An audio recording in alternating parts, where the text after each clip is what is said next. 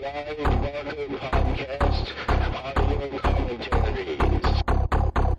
Thanks to your generous donations to our Kickstarter funding campaign, Clive Barker Podcast presents Fundraiser 3.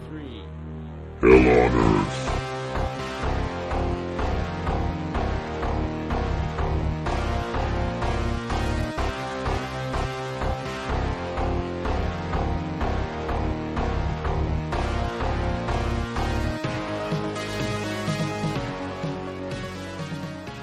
So I guess when we're for people out there listening, this is Hellraiser, the first one. So this is not really a lot of stuff to make fun of. Rob and I have the Blu-ray, which has some preview stuff at the beginning. So you want to get all the way past that to the main menu, I guess. I had mine set up just before the logo for New World Pictures. Okay, I'm going to push play and see if I can find that spot too. Okay. We can always edit out any bits if you guys have to go through the previews, because sometimes it's a little annoying when you put on a Blu-ray or a DVD and you have to watch a bunch of previews. They don't allow you to skip. Yeah. So what have you guys been up to? I was just finding more stuff for the Bloodline mini doc that we promised on Kickstarter. Oh, yeah. Yeah. What'd you find? I found another clip of Doug Bradley as Pinhead. And I think this is from the Bloodline year because he has that image animation T-shirt while they're putting the makeup on him. And so it's Doug Bradley playing football, American football, with Gary Tunnicliffe. I've seen that one. Oh, yeah. So I'm gonna add that one too. That's cool. The mini doc as well. And I finally figured out with you guys helping and David as well, our friend David, finally figured out the whole mess of the rights of Hellraiser.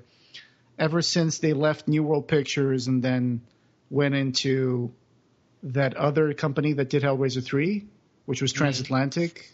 Oh, and wow. they also did Hellraiser 4, right? Yeah. Yes. Yeah, so for those watching or listening, I guess, and watching along, we're paused just before the New World Pictures logo. Mm-hmm. So who wants to count down? I can do it, I guess. All right.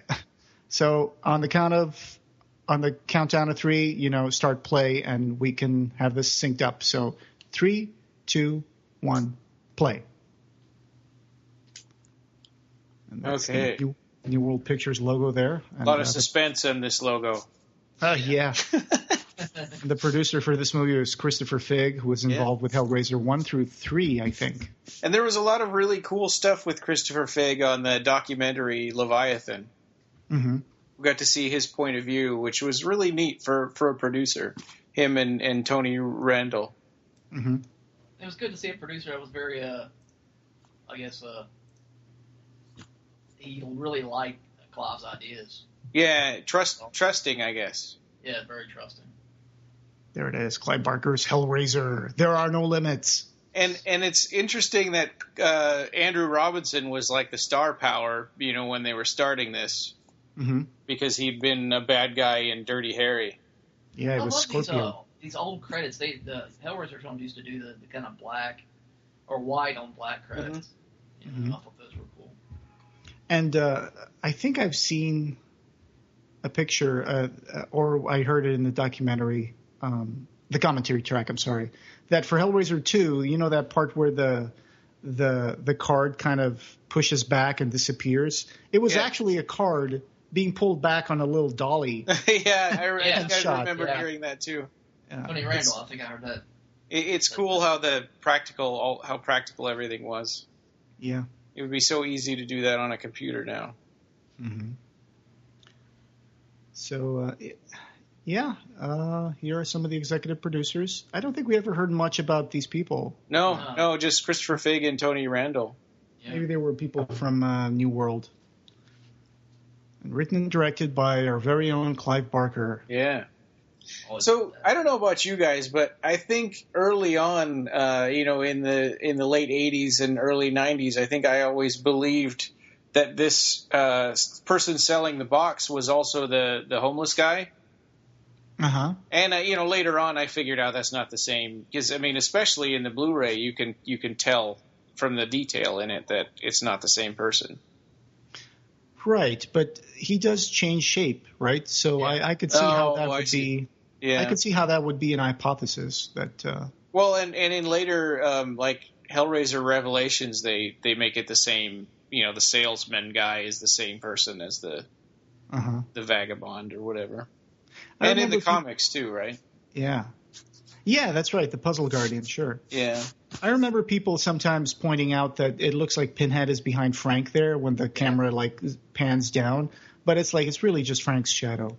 Is that okay? I was always been curious about that. I was gonna bring that up, so thank you. I think so. If you look at the Blu-ray, I think it's kind of clear. I think this is a really awesome way to open the movie because it's sort of terrifying, and the first time you're watching this movie, it's like you don't know what's going to happen to this poor guy. And then you kind of go into the sort of mundane stuff, sort of different from like if you look at Alien, where it's like boring stuff for like 40 minutes, and then just sort of hell breaks loose. Yeah.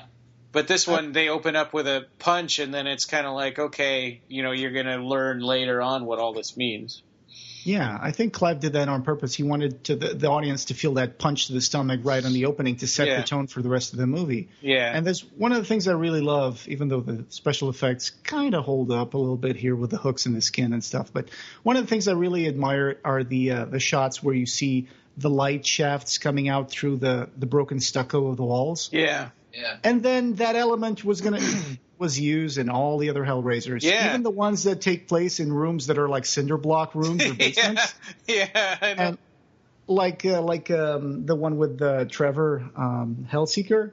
Yeah. I mean, they go to that morgue basement of the police station, and it's like even though the walls are made out of brick, they still do that thing where the shafts of light come out. And it's like that; those are not stucco walls. One of those rotating columns was just bouncing back and forth like it was dancing. Oh. I liked how Klopp got in some nice sexual imagery with. If you look at some of the one of the columns, you got a couple dildos in there. Oh, really? Yeah. Well, and this is so gruesome, and they're not. The Cenobites aren't pretty, and I don't know. It's hard to explain, but like he's up to his elbows in blood right now. Yeah. And it seems like the character has changed a lot over the years. I could see that. Originally, this was a different. They did shoot an original.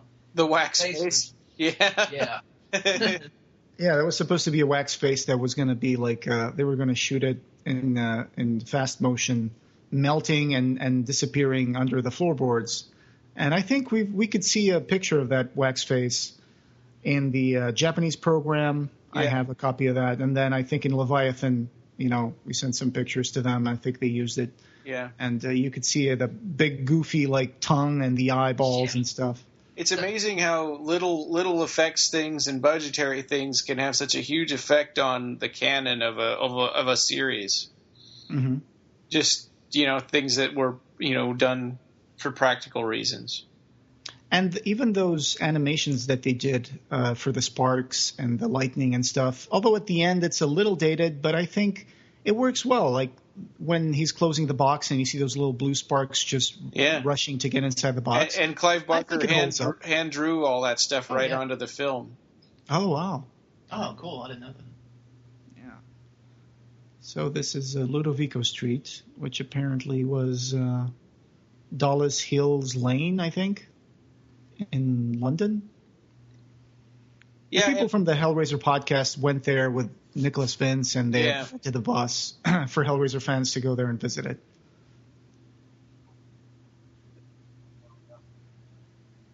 So here we are. The old homestead. Yeah, it's kind of neat the way that they figured out how to film everything. It's basically from being on the landing of the stairs, right? I mean, everything, all these shots or most of them are so close up. Yeah, I guess they had a hard time, especially because they weren't shooting in an actual set, except maybe some scenes. But I guess when you're in a house that's kind of smallish, you have to figure out how to move the camera, how to place the camera in a way that you're going to have enough depth for your shot.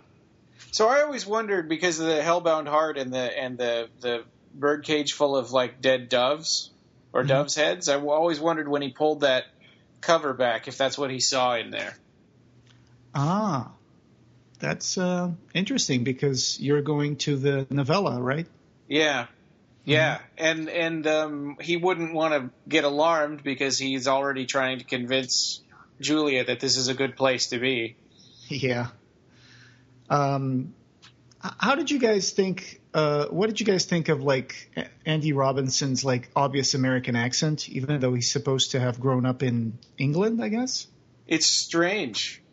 Yeah. Well, this is supposed to be England, right? Well, he says it's the old homestead. So, and this is definitely England because he told Julia she's back on her own stomping ground or whatever, and right. And he has, and then his brother originally had an English accent, and then they changed it to American so that it made sense. That's right. You can see like an international trailer for Hellraiser where you can hear Sean Chapman's original voice as Frank. And then they dubbed it over with another guy who also has kind of an American accent. Yeah. That's weird. And on the Scarlet Box set, they talked to Sean Chapman, and he talks about how the dubbing of his voice actually hurt the character in a way. It kind of took away some kind of his performance because he came off more gentle-like, he said, and not so kind of this. The voice they gave him gave him this rough kind of. Yeah, he's definitely a jerk. Jerk. Mm-hmm. So maybe that's true. Maybe with the dubbing, he doesn't really come off as seductive to Julia as he would with the original. Yeah, true. I think dubbing in general is always like that. Yes. He seems very frank here, and the little nest that he made for himself, it makes him look very nomadic. He's been to a lot of different places, and he's got like Eastern stuff and Western, and he's got pictures with girls that he seduced or whatever around the world. It makes him look almost like a guy who's always like moving around, checking out different countries and cultures. Also, like how Clive put in earlier, like a shot of a cockroach climbing on on the bed. It kind of just sums up Frank as a character. Yeah, that's true. Yeah, that's right. And I also, one of the things that he did modified from the Hellbound Heart 2 movie is that I think works really well is turning Kirsty into Larry's daughter instead of Rory's kind of mopey friend. Yeah, she was in love with him, but she could never have him because he's married to horrible Julia. Yeah. I think it's a little bit more personal when you add her as the daughter. Yeah. More personal and intimate, Yeah, I mean, in a way, she could, in the Hellbound Heart, she could kind of walk away and be done with it. Yeah. But not so in the movie because that was her father. Yeah. I want to remind our listeners that we did send some questions for Clive Barker to answer on our episode 100, and one of them was about the box. And so let me see if I can find that real quick. Yeah. Where is that? Oh, here it is. Apparently, it was his paternal grandfather was a sailor and sailed to the Far East. So I asked him if that rumor that he brought back a Japanese puzzle box influenced his ideas for the lament configuration, and he said, yes, that is entirely true. I remember that puzzle box sitting on the mantel in my home in Liverpool. Even after I had solved it and seen that there was nothing inside, my imagination ran wild with the possibilities of what could have been in there. So there you go. And, of course, the box was made by Simon Sacy, which we interviewed on the podcast as well. Yeah. Yeah. Oh, and there's Oliver Parker. Peliquin moving the mattress up the stairs. Yeah. Who was the other guy moving the mattress? I don't know. Oh, dude, I'm going to look it up, see if I can find Moving Man number 2. Yeah, I don't know if we ever see him in anything again. Well, they never talk. I thought maybe they'd get him on the, that big documentary too. I mean, he's why always not? just, Yeah, they interviewed a lot of people for Leviathan. Got any beer? And this scene is something that Clive mentioned. He wanted people to feel uncomfortable when Larry's helping them carry that mattress up. And they're here's ogling her. Julia. Yeah, right. So this definitely sets it in London. Yes. Yeah. I like Okay. these scenes with her walking. It kind of feels like it's interesting because it kind of seems like she's new to England. So she moved here with her dad, but she doesn't want to live with him because of Julia. Yes. So Okay, I found out the name of the other moving man. His name is David Atkins. David Atkins. David Atkins. I don't know if there's any relation to Peter Atkins, but he Yeah, was I'll moving bet. man number 1. Hmm. So there you go. Well, there definitely were a lot of Clive's friends in the production of this. I mean, I think the three main actors were all cast, like Kirsty and Julia and Larry. Mm-hmm. There was that symbolic shot of the religious figurines on the floor outside of the house. Yeah. And I think this has been brought up before, not just in fan forums, but I think in other places, that it's like God is being taken out of the picture so hell can come in. I don't know. I think it's a little cheesy to say that, but I understand that interpretation of it. It works better as kind of a feeling than just trying to explain it, maybe. But yeah, I see what you mean. And Kirsty, apparently in her audition for this role, and she was like 17 or something. Oh, wow. When she got into the audition, apparently they told her, okay, you're Kirsty, your father's dead, and your uncle's wearing his skin and is trying to have sex with you. Go. Yeah, and he said not necessarily in that order. Yeah. Yeah, not necessarily in that order. Yeah, and she did a great job, and it's actually not often that you see a younger person playing and someone older, like a young girl playing an adult. It's usually the other way around. I like this backstory that they did here with Julie and Frank. They kind of expand a little bit on the second movie, and I'm not even sure if the stuff they put in the second movie with Larry and Julia's wedding, if that wasn't already shot for the first one. Yeah, I think they said that it was. It was shot for Hellraiser. Sean Chapman talks about it in that same interview. It's a scene where he gets real mad at the wedding, but Julia kind of, even at the wedding, our own wedding's kind of finding a liking, or she's starting to get some kind of feelings for him. Okay. I'd like to see that scene. I'd like to see all that stuff that they shot. Because isn't the sex scene a little bit cut down too? Didn't they originally shoot? Yeah, there was a MPAA rule about how many thrusts they could have before it wasn't rated R anymore. Oh. Yeah, MPAA is in America. I think in England, the guys who said that were the BFCC. Oh, okay. The British Film Classification something. They couldn't have more than 2 consecutive thrusts of the buttocks. So he had to cut to like flowers and like the static and the TV and then go back to it or whatever. I've seen a picture where it's like Clive's directing, Sean Chapman. Well, is this... Go ahead. Is this a British movie or is it an American movie? I mean, I know it's filmed in England, but New World Pictures is in the U.S., right? That's a good point. It was shot in England, though. Yeah. English it crew. was. Right, well, you could say Nightbreed is an English movie by the same... But... I guess it's a co-production because at that point, I think New World Pictures was still... Was it still Roger Corman Company? I think he had sold it by that point, or maybe not. Had he? But yeah, I guess the producer was England. Yeah, it's a co-American British production, I guess. More British than American. Yeah, and they kind of Americanized it for U.S. audiences, kind of like Mad Max. Oh yeah, like in the second movie, the cops have guns. Yeah, I know. Yeah. And that's not what happens. Tony Randall had said that was mainly because he didn't know any better at the time. Right. So here we have a pretty intense scene with Julie and Frank.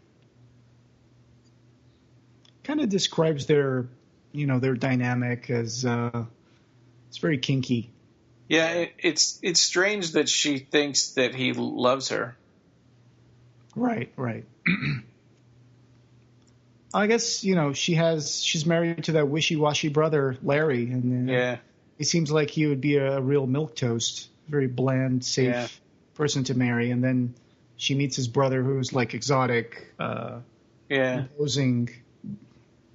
I wouldn't say charming or dashing because he's kind of a jerk. Yeah, well, and for her, it's weird though. It's not like just an affair or it's just something to do. It's like she's totally nuts for him.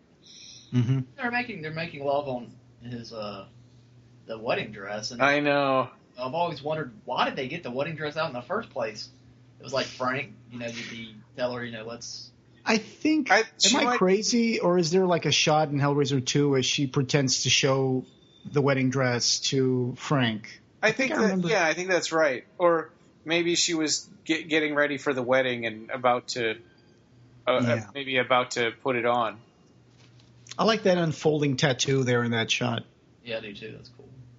I wish I could get a better view of that tattoo to know if it was meant to be something that we could recognize or just an abstract. Oh, there we go. That nail scene. Yeah. Yeah.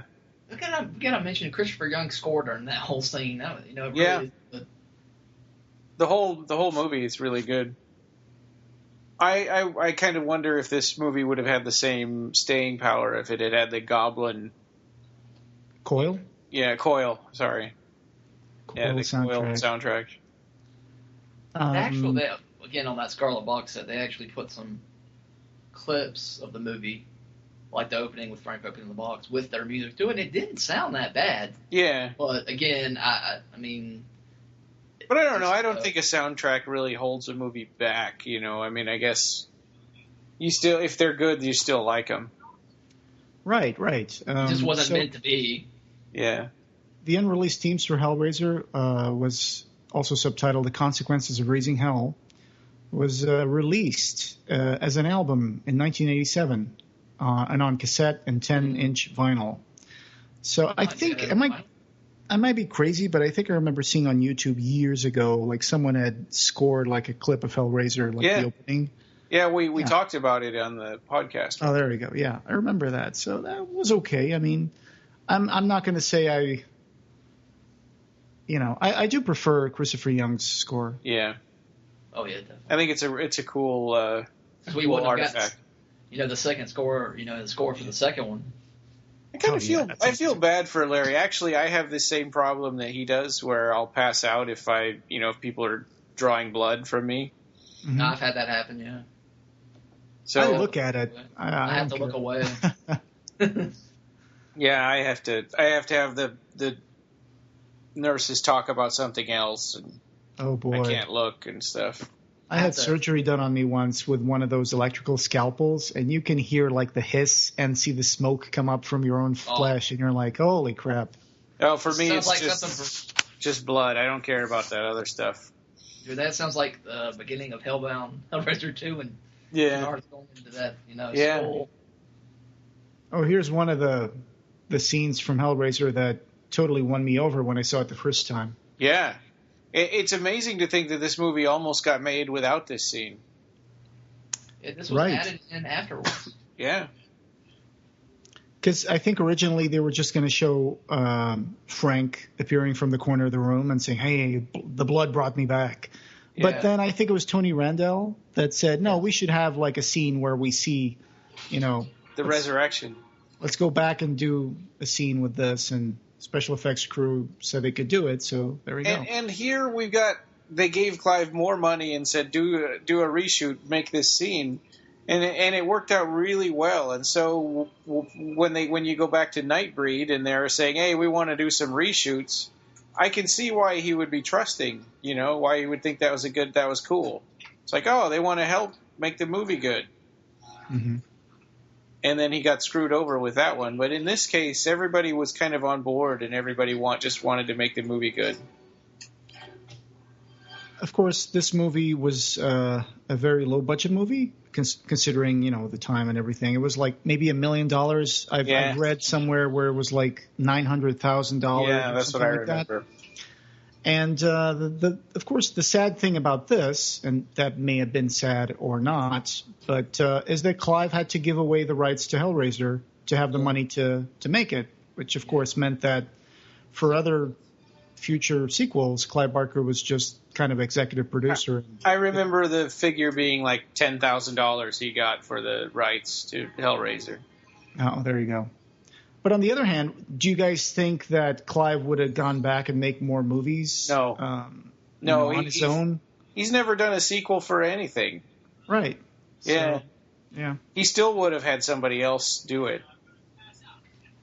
Of course, it's debatable whether or not the first movie deserved to have sequels done. I like the second one, and I like the third one, all the way to the fourth one, which is deeply flawed, but that's another story. Yeah. Yeah. The fourth one is still worth watching. Yeah. I think the ones that went to the theater, they were pretty good. Yeah. That is the stupidest trick. The idea that just the idea that he thinks she would be impressed by that is just nuts to me. Yeah, I know. It's just stupid things people do in dinner parties. Yeah. Hey, I'm going to burn my tongue. Yeah. Going back to that resurrection scene, I miss those old school effects like that. Yeah. This is how. Right. Well, it felt real, and it would be a shortcut and kind of a travesty to do that in CGI. yeah. I think one of the things that, and I'm going to go a little off the rail here, but I think one of the cool things about The Force Awakens was the fact that they had so many practical effects. Yeah. Yes. And they didn't just go like, all right, we'll just use a green screen and make everything like in CGI. Mm-hmm. That was, I think, a really good choice. And it shows that practical effects are not dead yet. Yeah. Yeah. Well, and I don't know if you just see it in the actor's performance, but there's always going to be a difference. Mm-hmm. That's what Ewan McGregor didn't like shooting the Star Wars prequels, because that's all it was just this big green screen, and it was hard for him to imagine what they were going to have. Oh yeah, I think they didn't even have any kind of he said like just give me a drawing or something, just imagine, but they wouldn't even do that. I mean, yeah. Sometimes they have like a ball on a stick. Yeah.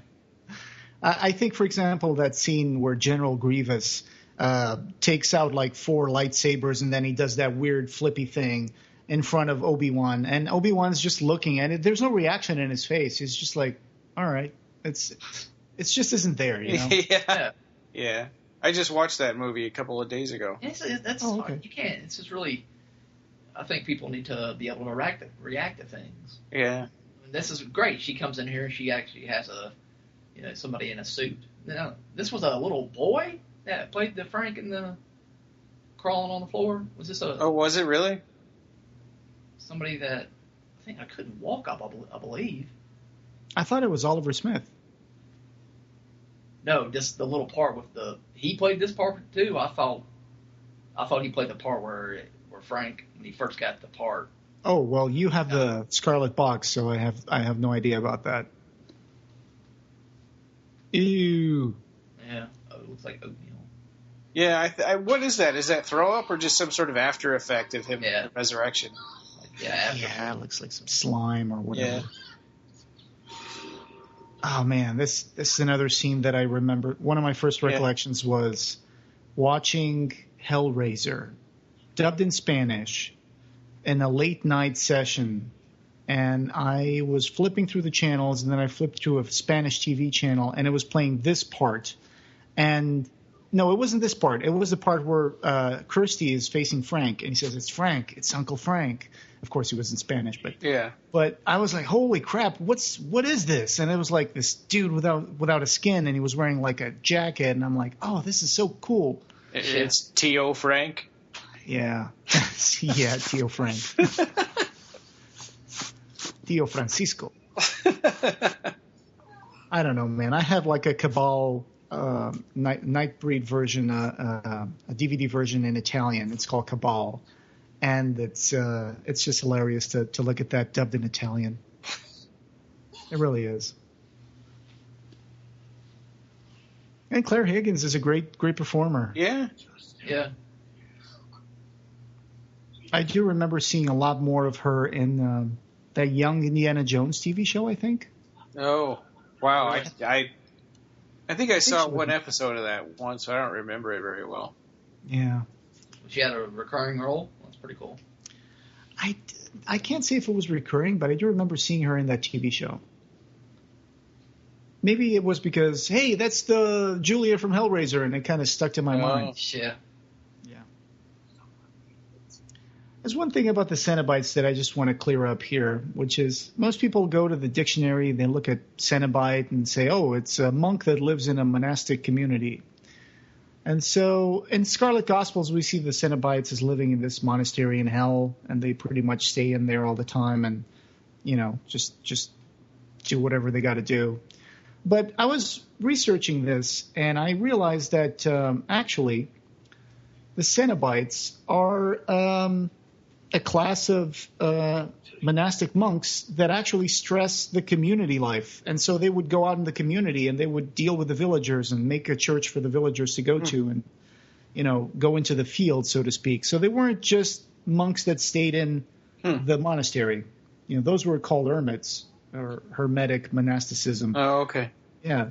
So people usually think that that's just the thing that the dictionary says, and they just imagine the Cenobites as living in these little monkish cells. But it makes sense because the Cenobites cross over into our reality, so they do get out of hell and they do come into our world. So,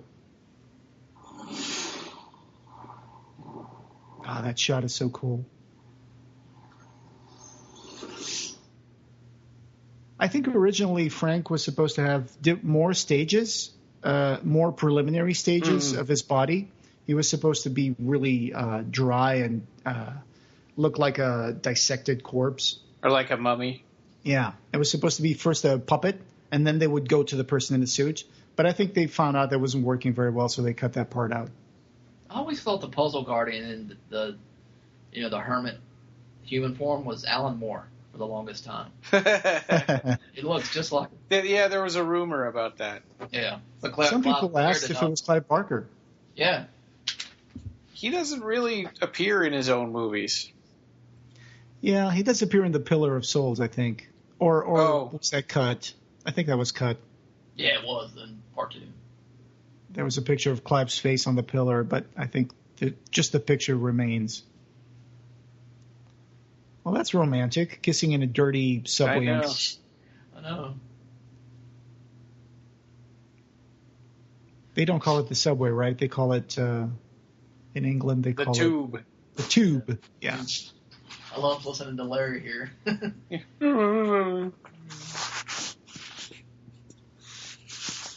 Julia is angry that that IKEA bed is very uncomfortable. Yeah.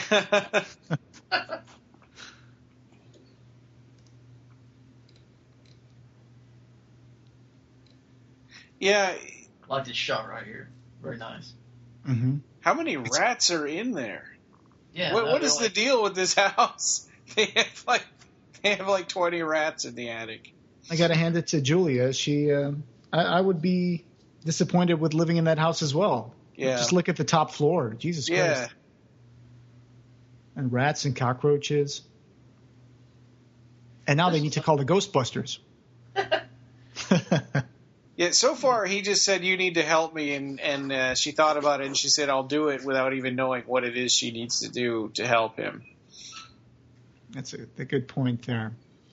This was the first movie talking about technology and how it's grown and how DVD and Blu-ray are cool to see certain films from the past get, new transfers.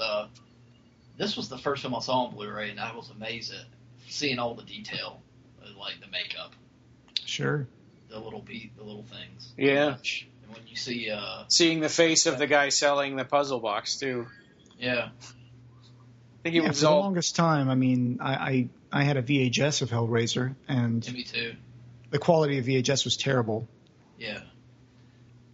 It always had tracking problems. Even just having it in widescreen is nice. What do you guys think about this scene here? It's kind of weird. I always thought it was a little strange. It's something I like Clive Barker would do. Yeah. I think he was definitely trying to just create, like, this is what a weird dream you would have. But it's a little prophetic because, Larry is in trouble, but not for That's a right. long time. I mean, he's not in immediate danger. And I like the Yeah. edit there because it's like it cuts to it. You think it's her dream, but is it him having the dream? Yeah. I mean, Oh. it was an interesting edit. Oh man, I know this movie by heart, but I keep forgetting the name of that character that turns out to be Kirsty's boyfriend. Steve. Steve, that's it. Steve, I guess Steve wasn't good enough because she ended up marrying Trevor. yeah. That doesn't. I don't count that as Hellraiser canon. I mean, I don't even know what Hellraiser canon is, I guess, but Right. So I found a picture of behind the scenes on that dream sequence for Kirsty. I'll try to put that in the show notes. There's like the crew around, and there's all the candlesticks and the mannequin on the table and Kirsty. And I think Clive Barker's in that picture too. It's a picture I really never saw until recently. See that shot right there, Frank? yeah. Uh-huh. I could never make that out on a VHS copy. Oh, That yeah. was beautiful. Because it was too dark. Yeah. So is he looking out the window up there right now? I mean, can you see him from down below? Probably Yes. not. Well, Rob was talking about the one in the, I know. stairs. I know. Yeah. I wonder if this bar still exists. Is this a set? I mean, it kind of looks like a set. Kind of looks like one, yeah. I don't know. Reminds me of the same architecture that you see in Chenard's house. Exactly. Yeah. It does. That kind of white, Yeah. Yeah. You're probably right. It looks like a set. Well, Yeah, and why look at- is there a look- staircase going up to like a balcony or something up there? It's an Apple store. Yeah. Oh, God. Man, look at those shoulder pads. They're awesome. Oh, and he's got that horrible little tuft of hair right in the center of his forehead. Yep. This guy kind of reminds me a little bit of Chris Figg. Oh, yeah. A little bit. Yeah, it kind of looks like them. If we ever have Chris Figg on the show, you got to tell him that. Yeah. It's also, there's sort of an interesting, the dramatic irony here is that we know that she's nervous because she has to murder him, Mhm. but he thinks she's nervous because she's cheating and she's going to get caught. Or maybe, having a moral dilemma about maybe I shouldn't be cheating or whatever. I wasn't really sure if she was going to go through with it. I mean, I guess for the story, Yeah. she's going to, but I was always like, She's Did she really do she's it? really she's really close to backing out on the whole thing. There's an interesting moment here where he says like, is it like Jesus Christ, you're not going to change your mind, are you? yeah, right Yeah. there. Yeah, he kind of becomes a little too aggressive in the scene, and it kind of that- adds to the tension. Yeah, well, and it also makes up Julia's mind for her. It's like, okay, Yeah, like, you're a got jerk. that. You just made this easy for me. Here's something that Clive said about some moments that really stood up for him during the production. He says, the moments which were really exciting were the major cockroach scenes, which I really liked. We had American cockroaches brought in, passports, visas, the whole thing. They were big, fat ones. We had a roach wrangler, yes. They cool down in the refrigerator because then they get sluggish. We had Tupperware, the ultimate Tupperware container, your roach Tupperware container in the fridge. You open the door and you got this sort of shh noise while they were all crawling over each other. They weren't mating because they were all male. You're only allowed to bring in males because that way if they escape, they can't procreate.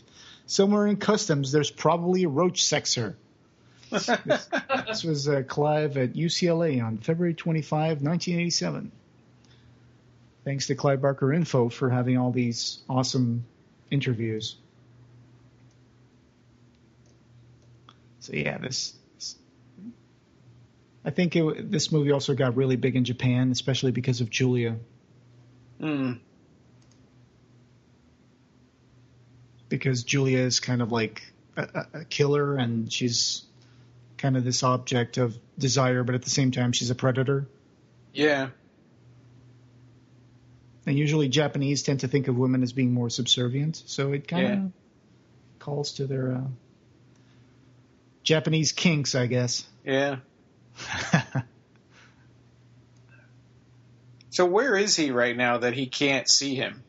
Yeah, it seems like there is maybe a broom closet or something. I always wondered if there was he kind of steps out of somewhere. He can't be just sitting in this corner, but it Right. seems that way. You think he'd make a comment about the smell in the room too? I mean, Yeah.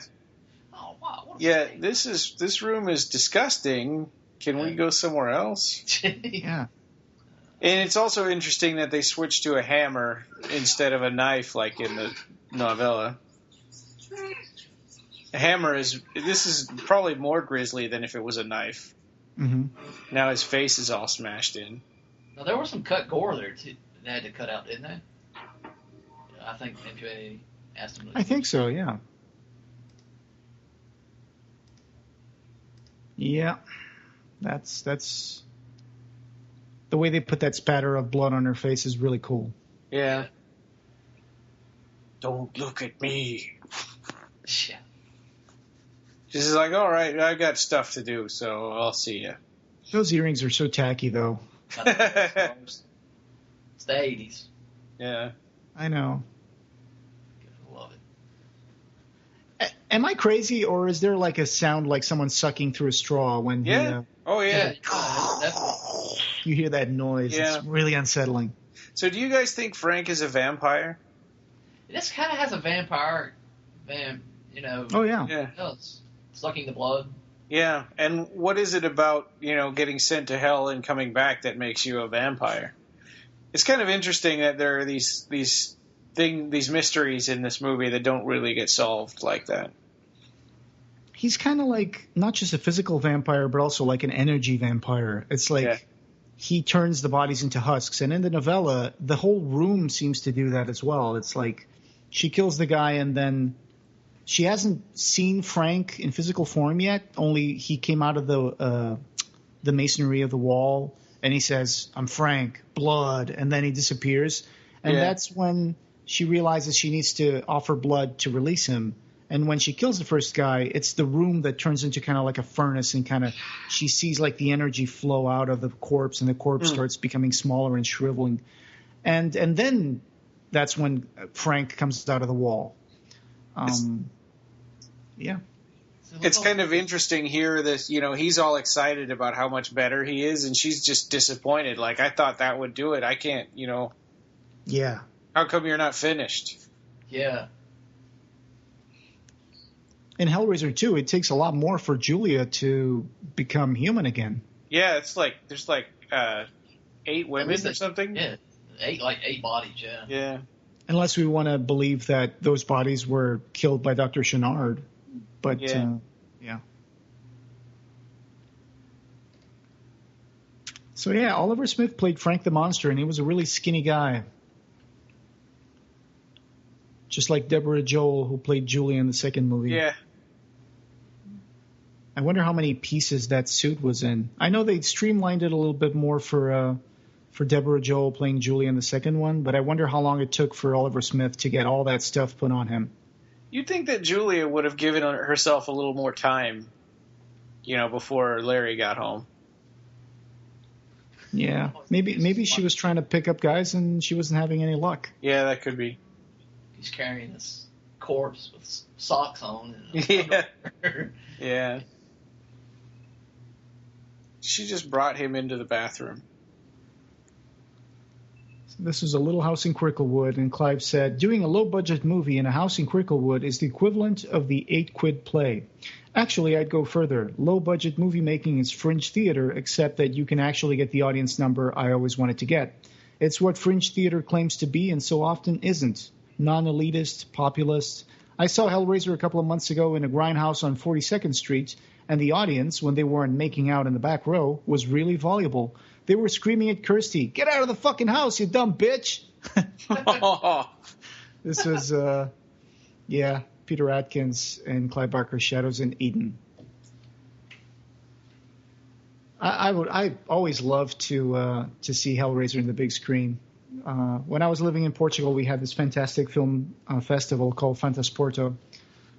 considered by Variety to be one of the top 25 most important film festivals in the world.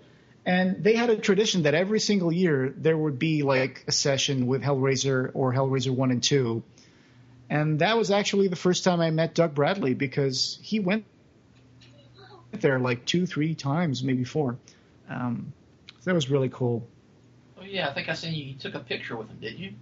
It looks like there's one of those veins is actually drooping down over the top of the jawbone there. Mm-hmm. It is. It's kind of an oops, I guess. Image Animation, who did the effects for this film, and they were great effects, but they weren't happy with this suit. They really. Oh, really?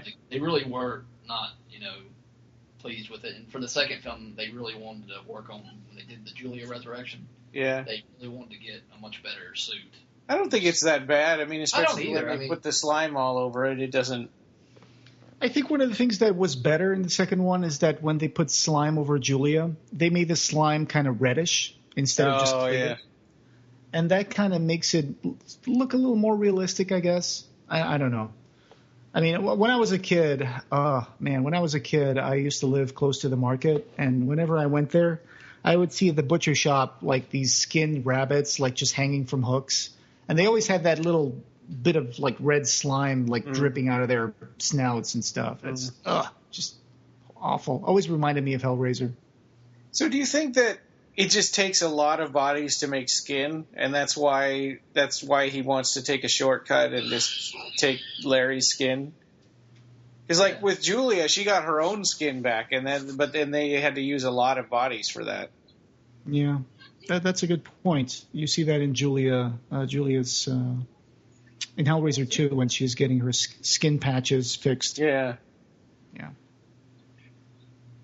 She doesn't even get finished until she kills Kyle. Every single customer in this pet store is a jerk. Yeah, I know. Whenever I see Kirsty in the pet store, I always wonder when Sylvester Stallone is going to come in and ask her out on a date. What movie was that? Yeah, Rocky. Oh, it was Rocky. Oh, sorry. God. Yeah. Good catch. I was thinking of Over the Top with the arm wrestling. Oh, God. The other day I found like there's a sports channel that plays like arm wrestling now. Uh-huh. That was amazing. Yeah. When I wrote a story and made this fake box for the Pyramid Gallery website, at the end, I kind of made a box that would connect to Rasputin, the crazy monk from Russia. Yeah. And at the end, I said that some people said that they have seen Rasputin on several occasions, and I put a picture of this guy, the derelict. He looks like Rasputin. Yeah, he kind of does. Yeah, it really does. It's kind of interesting he turned into a skeleton dragon in the middle of the daylight and just flew away. One would assume, because he made wing flapping sounds. Well, What was the story behind that? What was the story behind that dragon? That it was left over from another production or something? Legend? I thought they had designed it, because it doesn't even have eye holes or anything. Okay. Because I thought I heard something that it was from another production, but they just thought, hey, let's use this. Yeah, but there was even something in Leviathan where they talked about how they had used a skull or they'd used horns from one animal, and then they made the skull, but it doesn't have any eyes. Like the horns are coming out of the eye sockets. Right. Here she just really looks evil. She's she totally turned a corner, and now she's a different character. She's the evil queen. Her earrings have changed. Yeah. Too. They're not so tacky.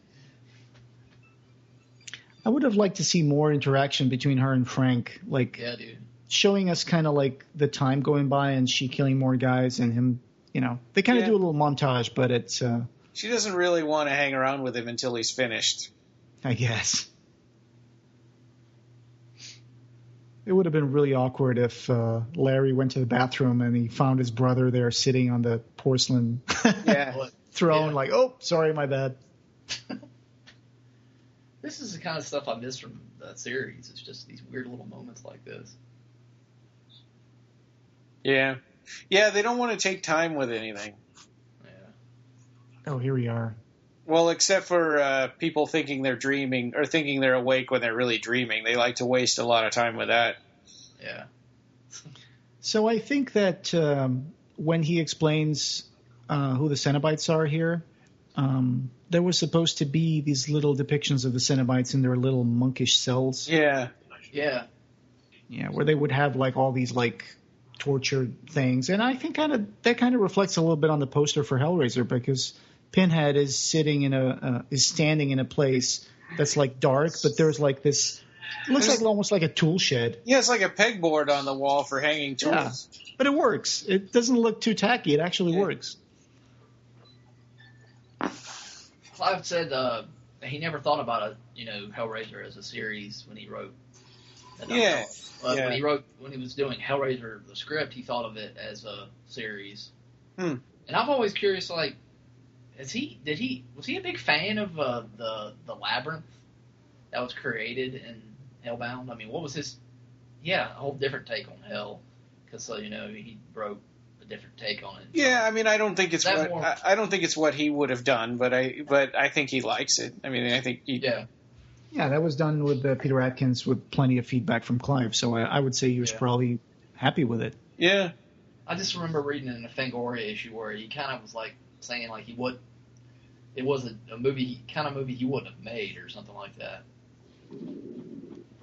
Oh, sure. I mean, Hellbound is also very flawed because of the cut in the budget when Black Monday hit or something like that. Well, and a lot of last minute changes to the script too made it a little strange. Yeah.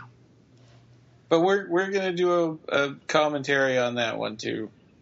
Yeah, and also because Clive doesn't really like to do sequels, like Ryan was saying. He kind of does something, moves on to the next one. Sometimes even before that thing is published. Yeah. And then, you see all these like unpublished manuscripts at Seraphin and Clive Barker's house, and it's like, man, I wish he would just go back to these things and polish them a little more and release them. Yeah. But obviously he's always looking for the next thing. Yeah. Well, and that's why he's got a staff of people to help get those things out. That's right. That's why we've had all these little limited releases of stuff. I love this scene because it really scared me when I was a kid, because you don't know what Frank's going to do. Yeah. And I like how he throws in these little shots of Frank standing there. I think we all kind of knew even the first time watching this that Larry's days were numbered, I guess, but we didn't know when it was going to happen. I think that's the sort of suspenseful part. Another cool story that I'm not sure if a lot of people know about it is that the rats that you were talking about, there's a scene coming up with Frank slicing up a rat. Yeah. Which is really funny because Chris Fick's track for this moment is the Rat Slice Quartet. Right. Christopher Young. And there was a problem with the BFCC as well because they thought that the rat was real, and they had to go there to the office and show them the animatronic rat and say, "See, no, it's not real rats that we nailed to the floor and sliced open. It's just an animatronic rat." Yeah, because they didn't believe it. Testament to the special effects people, image animation.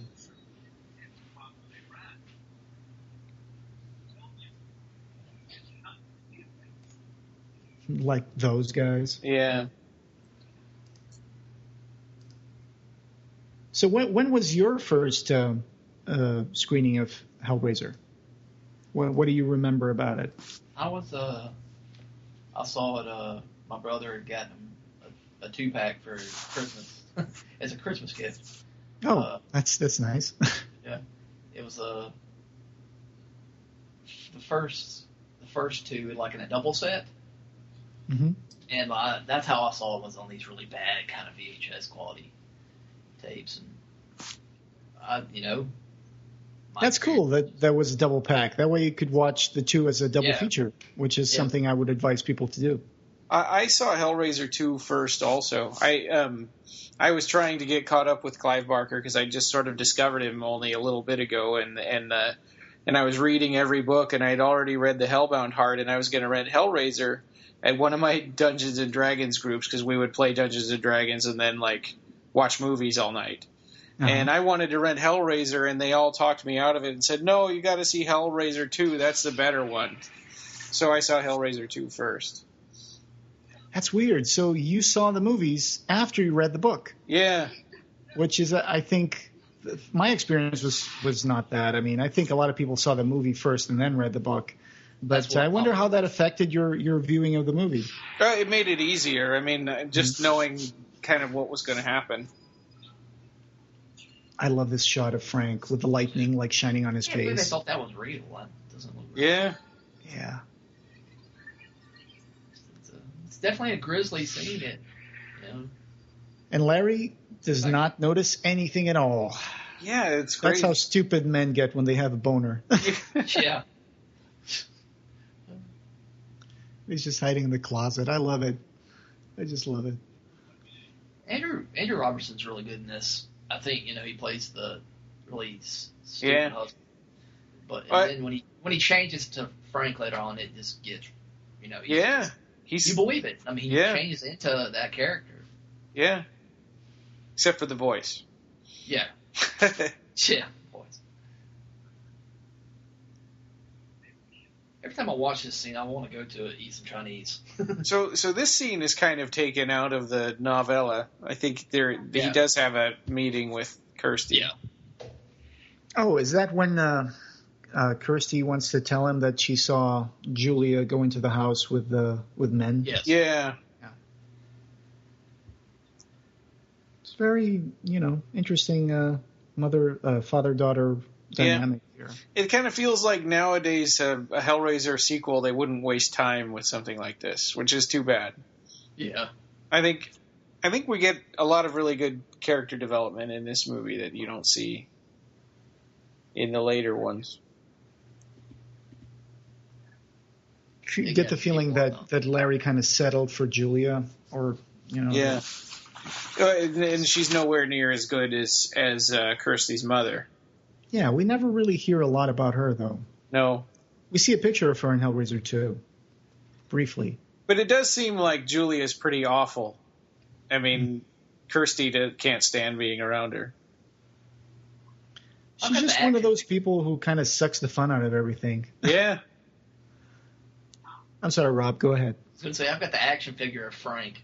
It comes with rats, too. Oh, yeah, and a knife, right? Yeah, and a knife. Yeah, from the Nika ones, I think I have Julia. I have one Pinhead who's holding a little box.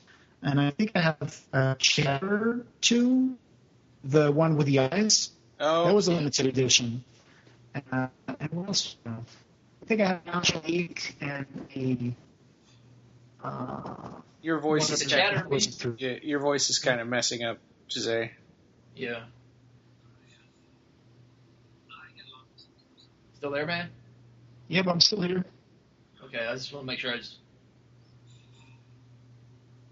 Do I sound okay now? Kind of, yeah. So I think this guy was the evangelical guy in the novella, right? I think he's sort of the analog of that guy. Yeah. Mm-hmm. I mean, but they don't go into all of his religious rantings in the movie like they did in the novel. It's kind of hypocritical of him, though. Yeah. Because he went home with another woman. See, there's a column there that Frank hides. Oh, okay. Yeah, or maybe it's a closet with no closet doors. Yeah. This guy was pretty tough to kill, though. Yeah. He took a hammer shot to the hand. Yeah, and he wants to use her as a human shield. Yeah. Quick trivia: Oliver Smith, who played Frank the Monster, also did the. He was the narrator voice for a lot of TV spots on British television. I think he was still doing that. Recently. Was it Sky TV? Or Sky? I think, yeah, maybe. And he also narrated Leviathan, the documentary. Yeah.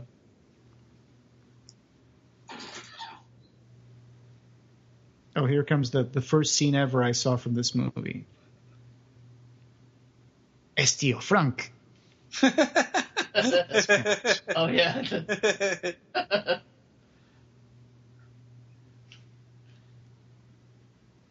Yeah, it's interesting that you were talking about Frank being a vampire, and it's how does he suck the blood out of people, right? Because he sticks his fingers on the back of the head. Yeah, so through his fingertips somehow he's... I guess, yeah.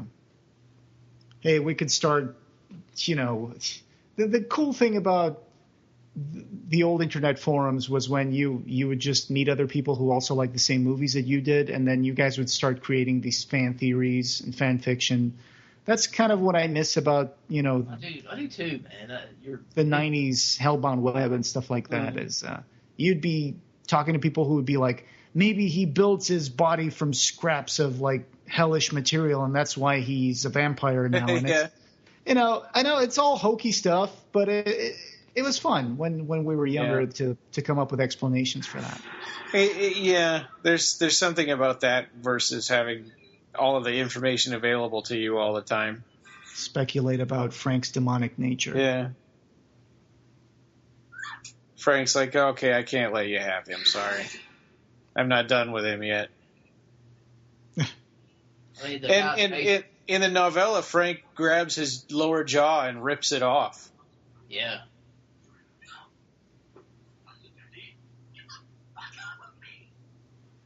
Yeah, just back into that room, why don't you? Yeah.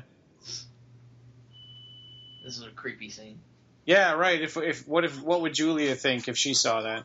Yeah. What can you do? I mean, I like Ashley Lawrence's performance in the movie, but in this scene, it comes off a little forced. Mm-hmm.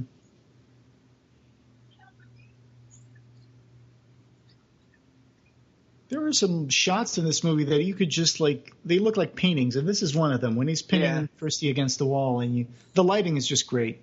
Yeah. Oh, my liver. Yeah.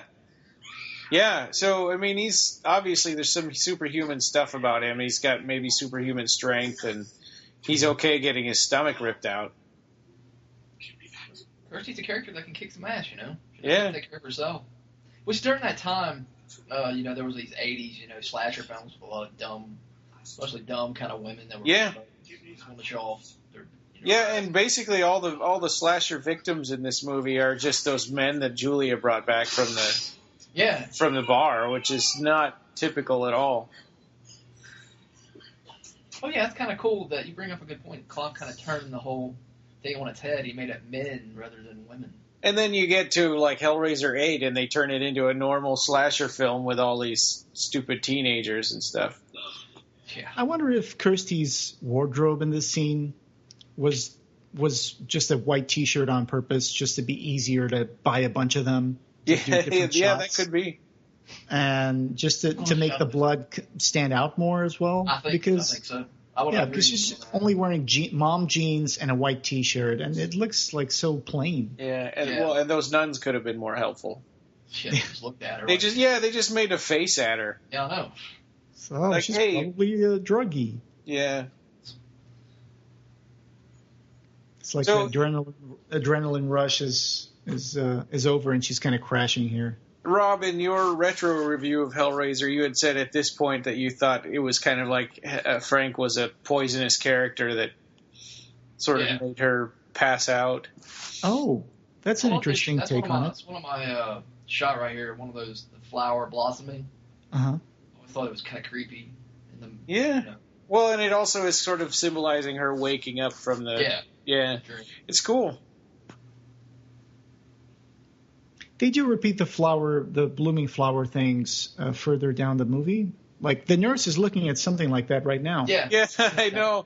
It's funny that it's like that's what she watches on TV. Time lapse. Video of flowers. It's very stylized. It's like whoa. Love this doctor. Get back into bed. I wish they had done for this scene what they did in the novella, which is a Cenobite actually visits Kirsty in the hospital room, and he tells her that nobody else can see me, and you can see me. Yeah, which may still be true, but we would never know because none of the doctor or the nurse aren't there with him. Right, she opens the box by herself. Yeah.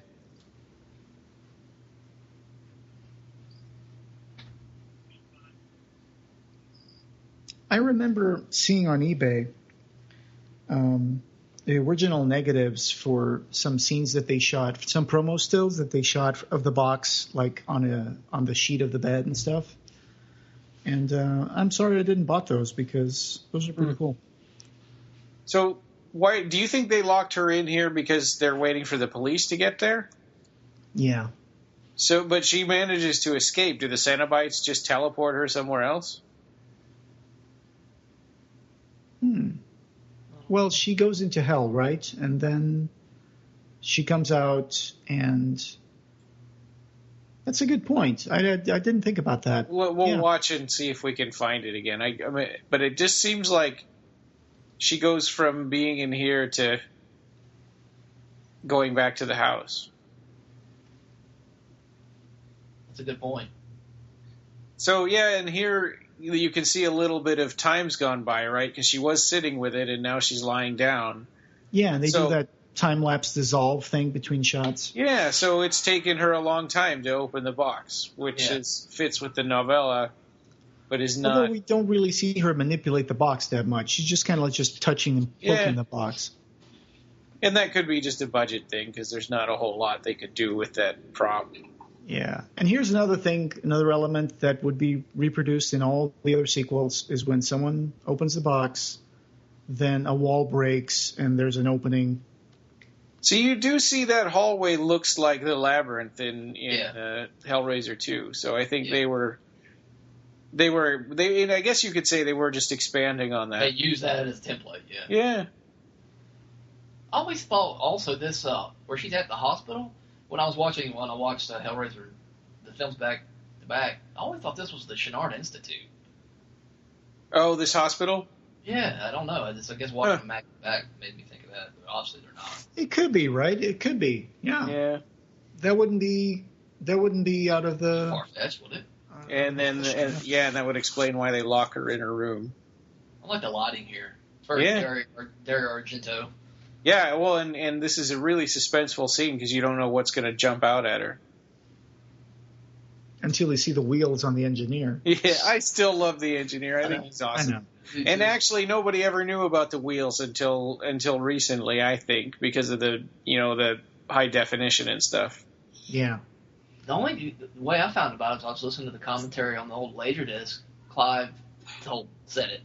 He would have never noticed it.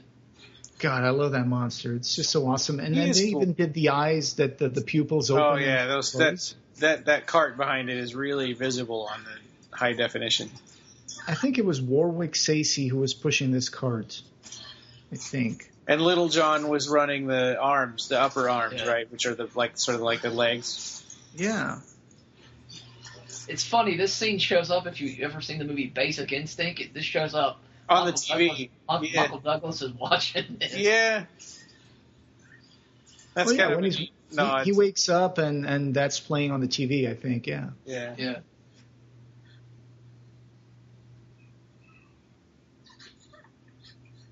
Paul Verhoeven's a big Clive Barker fan. That's why he put that in there. That's cool.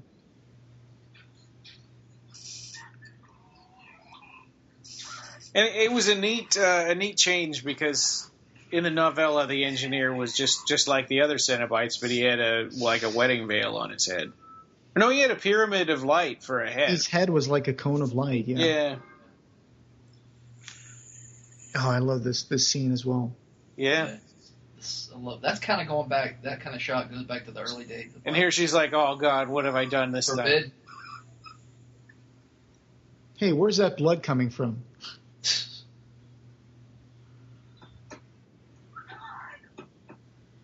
I'm going to have to look for the door in the room for Kirsty in the Chenard Institute and see if it's the same door. Oh, yeah. Yeah. It's kind of, I guess that's another thing that you don't see happening anymore in Hellraiser sequels, like the weird stuff happening in the rooms when they appear, like that sack just filled up with blood, or like at the ending when they're scraping the wall and the wall is bleeding. Mm-hmm. I always wondered why Cheddar puts his fingers in Kirsty's mouth. I wonder if it's kind of like a sexual thing. Yeah, I know that sometimes... Yeah, they don't want people to come in the room, so he's trying to keep her quiet, maybe? Yeah, okay, yeah. And of course, Clive said that here, usually when monsters appear in other horror movies, they appear in the darkness and you never really see them because it fuels the imagination. But here he wanted to do something where Cenobites would be bathed in light, and you would see every little inch of them. And I think it really works because they're so amazing. Their designs are so awesome that it really works. We can't also, not alone. The person who designed the suits for the Cenobites was Jane Wildgoose, and she had been familiar with Clive Barker's work since the days of the Dog Company, when she also worked to make costumes for theater plays. So here's something that Jane Wildgoose talks about Hellraiser in her website. She says, Clive's initial suggestion had been that the costume should be based on abattoir clothing, something between a butcher's outfit and a monk's habit, he told her. Jane had been introduced to the delights of Piercing Fan's International Quarterly, which helped to focus her thoughts. So Clive gave her a few magazines of PFIQ for her to take some ideas from the modern primitive movement and the people who like to do piercings and stuff like that. So it says here, the idea evolved that if the Cenobites were self-mutilating seekers of extreme pain and pleasure, they would be exercising an extreme form of narcissism. And my aim was to produce costumes that reflected their obsession with pain and mutilation, but which would also be perversely stylish. She used some of the anatomical drawings of Vesalius as a model, and then Clive said that he liked the distressed leather kind of material. I think that Pinhead's black teeth don't ever come back either. Yeah, I was going to say that. I've always enjoyed that. His teeth were kind of... Yeah, I mean, they're sort of like undead. Yeah. Mm-hmm. Also, the female Cenobite was supposed to be different in some of the first drawings. She was to wear the framework of a Victorian bustle, like a cage on her lower back, in which she carried the mummified body of her baby, Brilliant, and vetoed by producers. Oh, that sucks. I would have liked to have seen that. Yeah.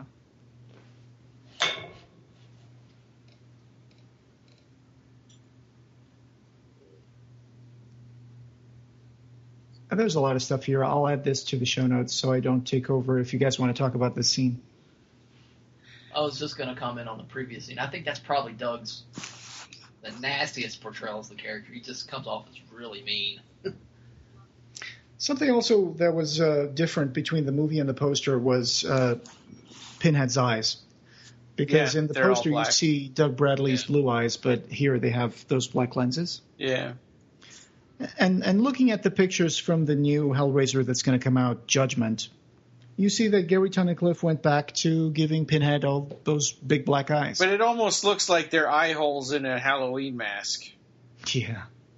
It looks awful. He also changed the costume around a little bit. He did some kind of new opening around the chest area. Yeah. Yeah, I think if Pinhead was supposed to appear again in other movies, I don't know. I think I would like to see the same suit because it seems to me like this is a creature that doesn't change too much. Yeah. Or maybe I'm being unfair. Maybe the Cenobites change themselves more often than we imagine. It would be if it's sewn through their skin, it would be pretty tough to change all the time. That's a good point. But I kind of wish they would just retire Pinhead and do new Hellraiser stories. Yeah, I mean, if they're not going to hire Doug Bradley anymore, then retire the character. Retire the character, yeah. And they think, oh no, we need Pinhead because he's the star. But it's like, but you're making horrible movies like 9 and 10. I mean, we don't know for sure about 10, but we can kind of guess that it's going to be similar. Sure. I don't think that the star power of Pinhead is doing anything for those two movies. Here's what Doug Bradley had to say about the suit. He says, Jane's costume was as magnificent as I had expected. Comfortable, it wasn't, but it all worked in my favor. The tight, restricting leather jacket with a high, unwielding collar forced me to stand in exactly the stiff, regal posture I wanted. Movement had to be slow and deliberate. So this is a quote from his book Sacred Monsters, Behind the Mask of the Horror Actor.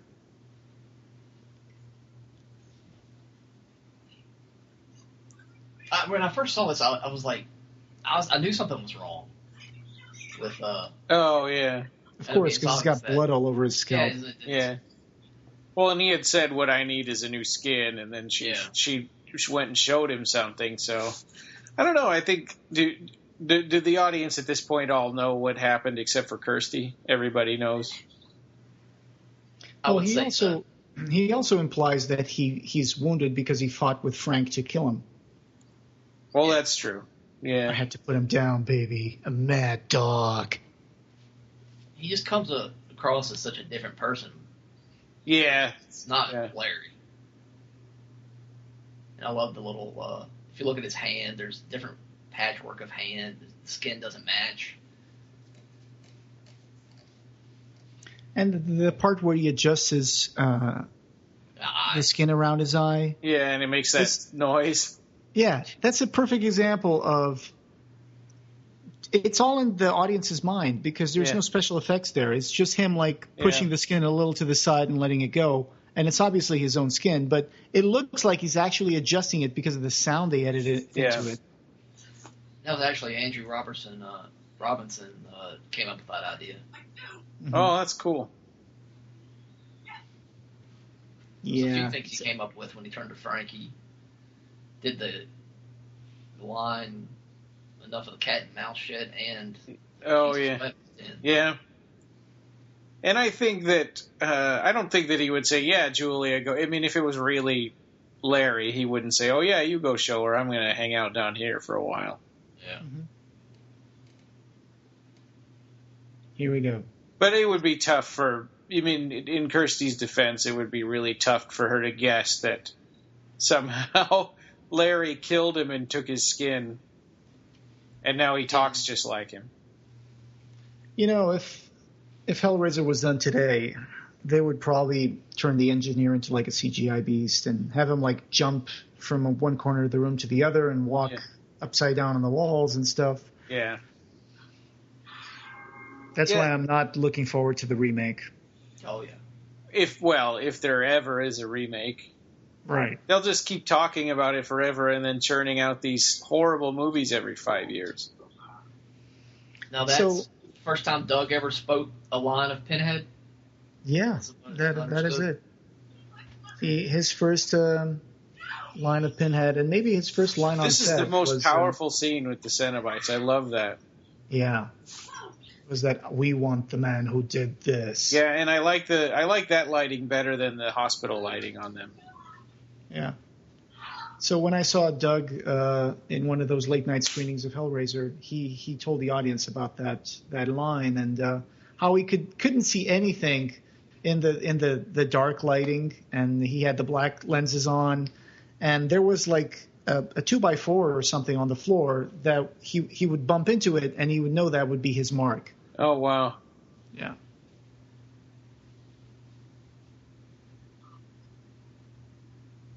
Come to daddy.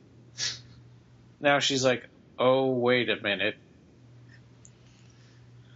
Do you guys remember that music? I think it's from Aphex Twin.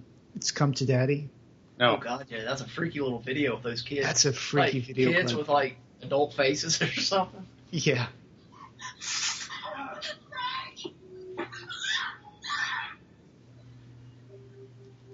That's great practical makeup. Yeah. So do you guys think that Frank kills Julia right here on purpose? I think he just doesn't care. Yeah.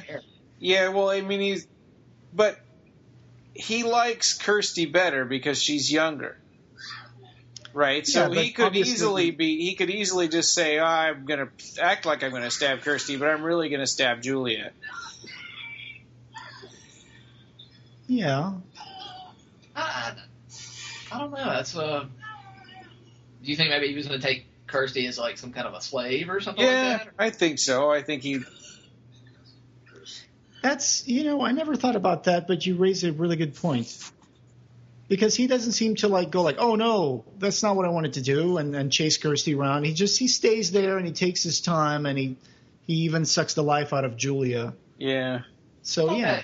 When he did that to Julia, I thought his face would get fixed when I first saw the movie. Well, and we do know for sure that he really is only in this for himself, and he just wants to be able to get away from the Cenobites.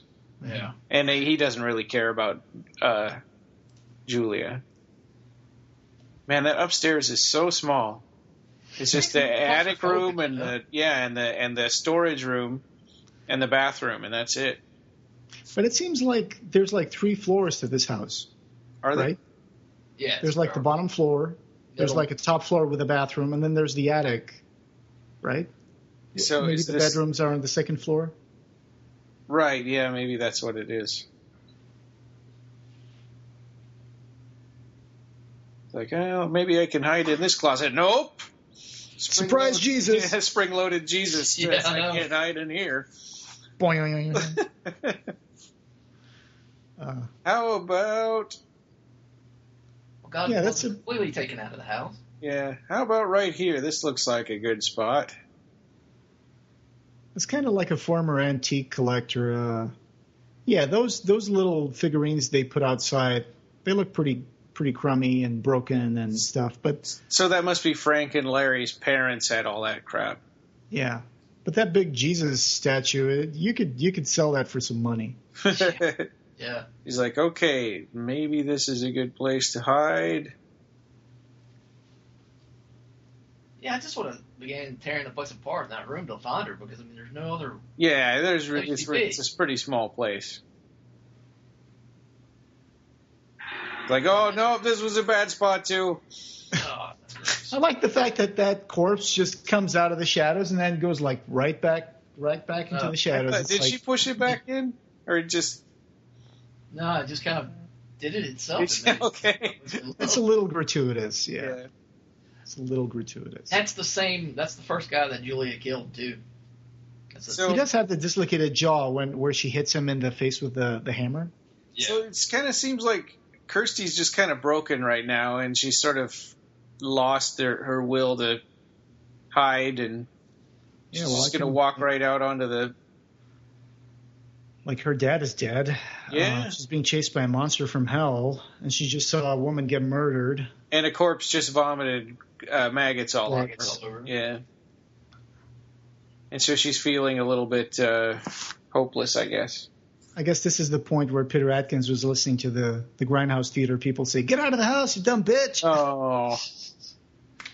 I guess this episode is going to have an explicit tag. Yeah, but it's kind of... I think this works. I mean, it's...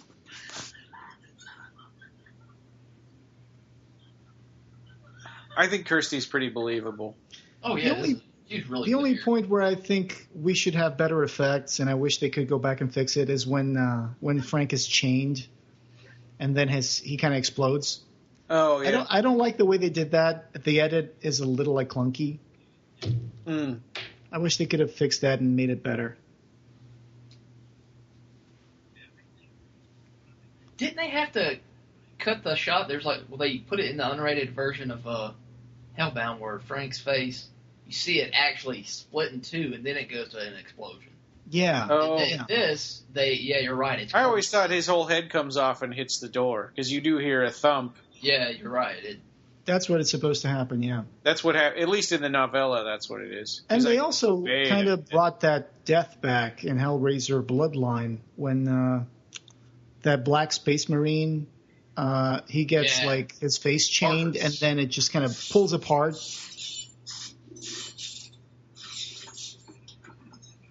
So at this point, those chains are just blocking his way, right? Yeah, they're not in him. Yeah.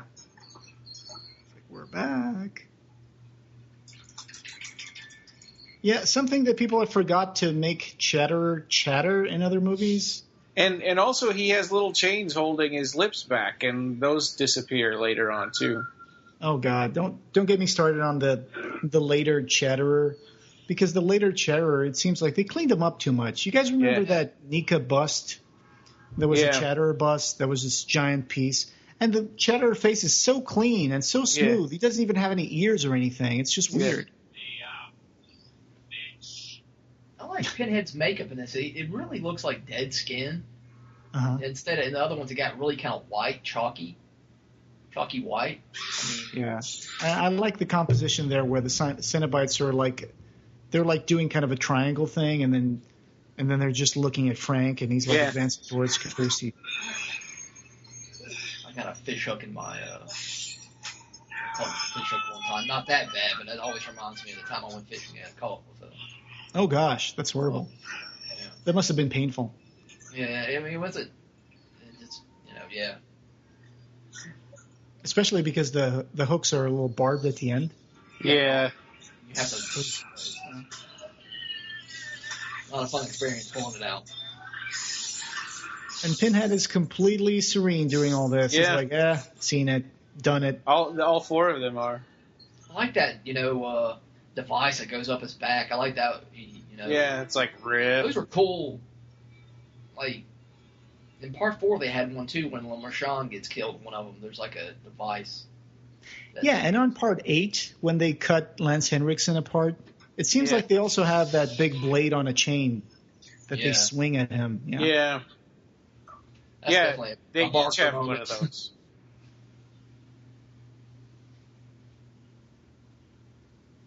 So at this point, I'm not super happy with the movie. I mean, they said this is not for your eyes, and they're basically telling her it's okay to leave now. And now all of a sudden, like, no, we changed our mind. We want to take you anyway. And that always kind of bugged me that this is kind of like, well, we need a suspenseful ending for Kirsty, so now the Cenobites are going to become bad guys. Yeah, well, they do say, make him confess himself, and maybe. Yeah, that's true. They did say we won't tear your soul apart. But I guess since she opened the box and since she saw too much, that maybe they were like, well, let's get her too. Yeah. There's also a debate about how Julia opened the box. Could y'all like to talk about that? It seems like the Cenobites arranged her that way to me.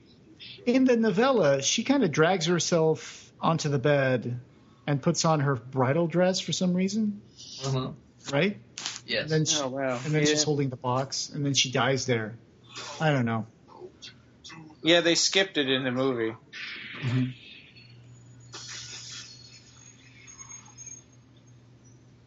The way that Pinhead just stands there and lets her do this, when I was watching the movie for the first time, it made me kind of think that maybe the Cenobites had to follow some rules, like they can't touch the person unless, or it they just can't gave me touch that impression. or they can't take the box away. I mean, I think isn't it that rule comes up later on, right? That it has to be in Hellraiser 3 that the box has to be given. Yeah, with Joey. Mm-hmm. Here comes so this is kind of neat that Steve comes, and you would think at this point he's going to come save the day, but what I want to know is why is he there? I know he's just a pointless character. Yeah, I know. Why does he show up at her parents' house at this time of night? Right, she doesn't even live with her parents. Right.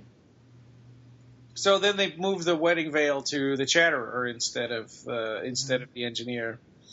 Yeah, because in the novella, Julia's head is removed and it's on her lap and she's holding the box. And then the engineer has the veil.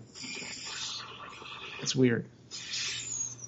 So, yeah, Clive Barker drew all of these yellow effects onto the film.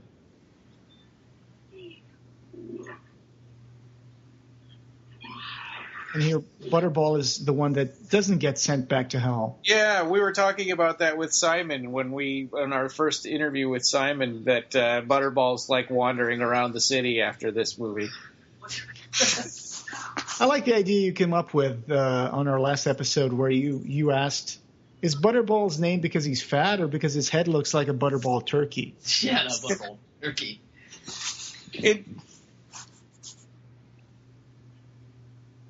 But wait. There's more. Yeah. I love this part. I like what they did with the engineer in the second movie, although he doesn't show up. Yeah. But you can find pictures of the engineer that were cut from Hellbound. That's my favorite, is the engineer punching Steve in the face. Yeah. Yeah. And also Kirsty wrestling the box away from Steve, because it's kind of like, yeah, you think you're here to help me, but you don't know anything about any of this stuff. Give me that stupid box. I'll do it myself. Again, it shows how strong she is. I like it. Definitely very determined here. Yeah.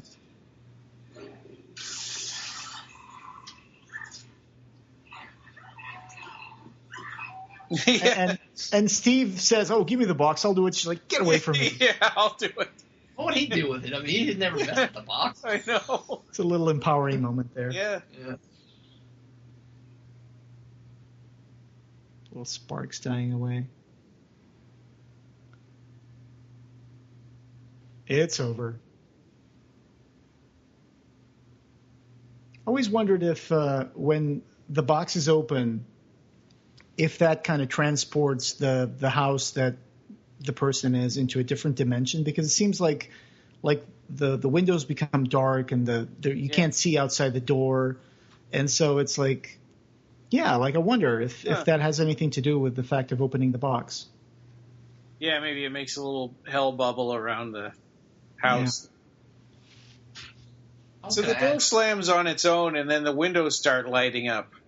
And there was a big debate, and I believed this for a long time, that the house burns down and that she's walking through the wreckage of this burned out house. But it's not the case. The dumping ground. Yeah, they're somewhere else. When she throws the box into the fire.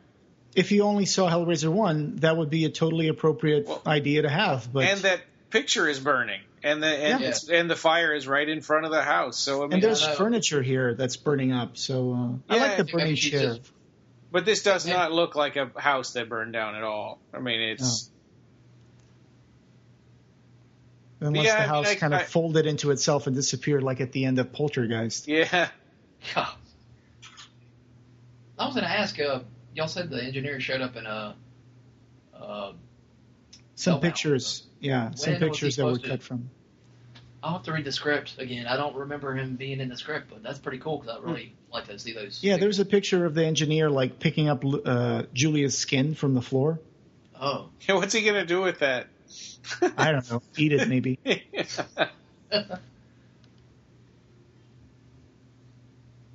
And this is cool. It's so crazy. I mean, at the time this movie came out, it's like, who is this guy? Why is he turning into a dragon?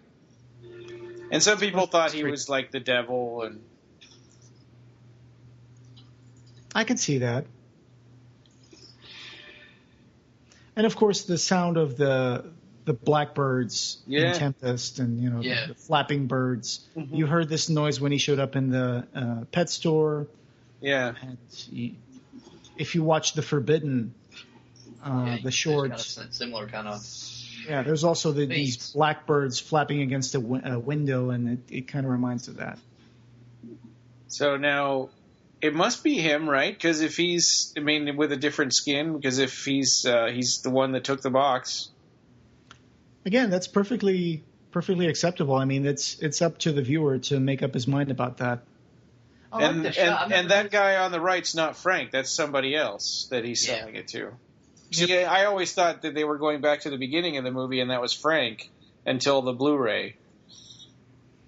It's funny because I was reading about Hellraiser Bloodline, and Hellraiser Bloodline's ending, or one of the endings that was written, was also about the Mino space station turning into a box, and then not exploding, but a giant hand would appear from the universe and would pick up the box, and then it would cut to the desk of Le Marchand finishing the box and be like, done. And it would be like that scene where he says, aha, I finished the box. Oh. So it would be like a time loop thing. Huh. Yeah. I like that ending. Me too. That was a ambitious idea for that movie. I guess, yeah. They weren't given the right enough money to do it right. Man, it's effortless to watch this movie again. I have no problem watching Hellraiser. I could just sit down. It's as easy as breathing to watch this movie. Oh, yeah, just watch it and you have fun. And you could just recite all the lines yourself. It's just so fun. I think about the budgets that some of these Hellraiser sequels have, and with that money, they could have made good movies all the way along. And, besides 1 through 4, I think they're all pretty terrible for the most part. I don't consider the other movies any kind of part of the, I guess, whatever you call it, the canon.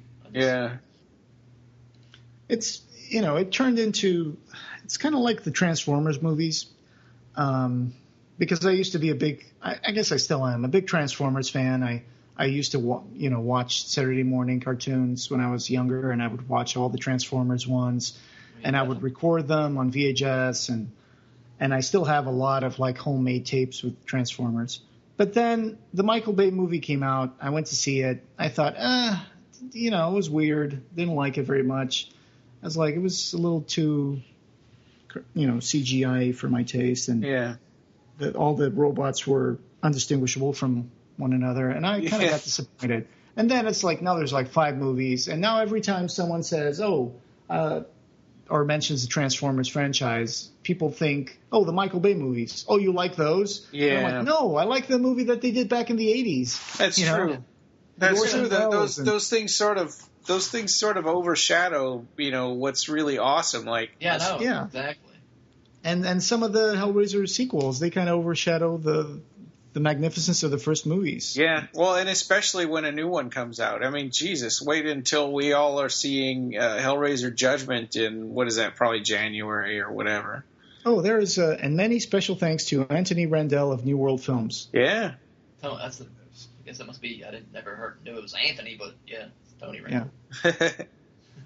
So the same thing happens with Hellraiser, I guess. It's, people nowadays, they think of Hellraiser and they think, those hokey movies that, like Revelations or, Well, and it's the same reason that I always felt like it was a big letdown to see all the Nightmare on Elm Street sequels, too, because I loved the first one and the way Freddy was just sort of this silent, kind of mysterious, killer and monster thing. And sure.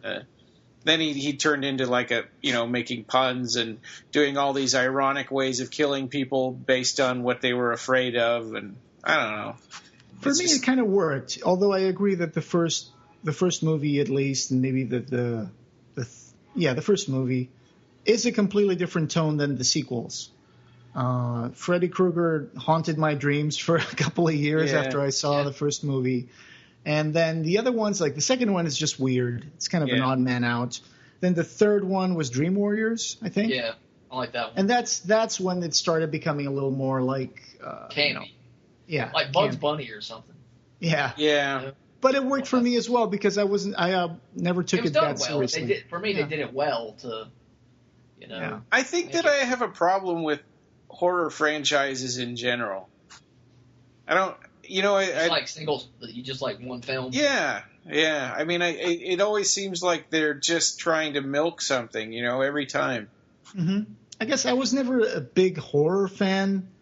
I do like Hellraiser, and it was kind of like my gateway into horror. Me too. But I don't think of myself as being like a big horror fan. Like, I only saw the Texas Chainsaw Massacres once, and I was maybe like in my 20s when I saw it.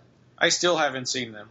Yeah, and there's a lot of movies nowadays, especially that I'm just not into, like all those James Wan films, Lights Out. I like monster movies, and and I like movies with ghosts and stuff. If there's something that's sort of creepy and makes you, get a chill down your spine and stuff. I think that stuff's kind of cool. But I'm big into the '90s horror films. Yeah. After that, I just kind of like lost track of it. I like the '70s horror films. Yeah, that's what I was going to say. I like 70s, 80s. And 80s, yeah. Yeah. Well, I guess probably 90s too, but... Yeah, like Wishmaster and stuff. And then they just started becoming weird. And nowadays, all the independent movies are just like models covered in blood. And it's like, I just don't think that's that interesting to me. I also don't like the torture porn, industry, I guess. And they don't make any good monster movies really anymore. Yeah, and monster movies are more of what in the vein of like Nightbreed. Yeah. Well, the last one I saw was that Harbinger Down with Lance Henriksen, the one that got kickstarted, and it was okay. I mean, the premise was very interesting, but then the third act kind of, I just thought it got a little weird at the end. But but that was good. It was great to see that movie, although I think. I was expecting something. Another one called the Hellboy movies were good.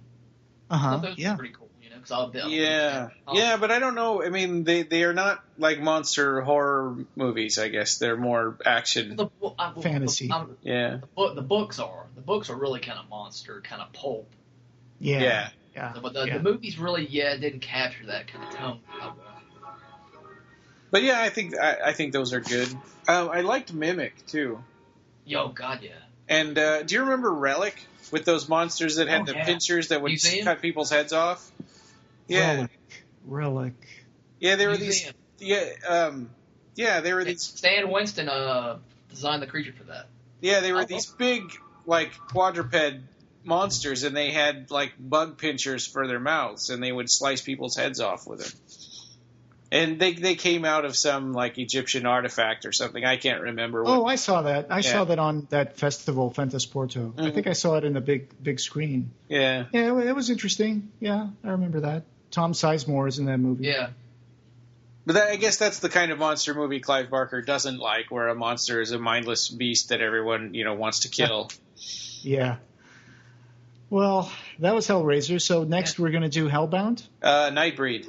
Nightbreed. Oh, yeah, cool. The 3 directorial movies, and then we'll go into Hellbound and so we'll do the director's cut, right? Yeah, director's cut for sure. Yep. I think that even practically speaking, we would get a lot fewer people to be able to watch it with us if we went back to the theatrical cut again. Yeah. That's true, but I would like to encourage people to go see the director's cut. Yeah. Yeah, I mean, I think the director's cut, you can even watch that on Netflix right now. Yeah, that's great, yeah. It became like the top movie on the horror section, I think, back when it came out on Netflix.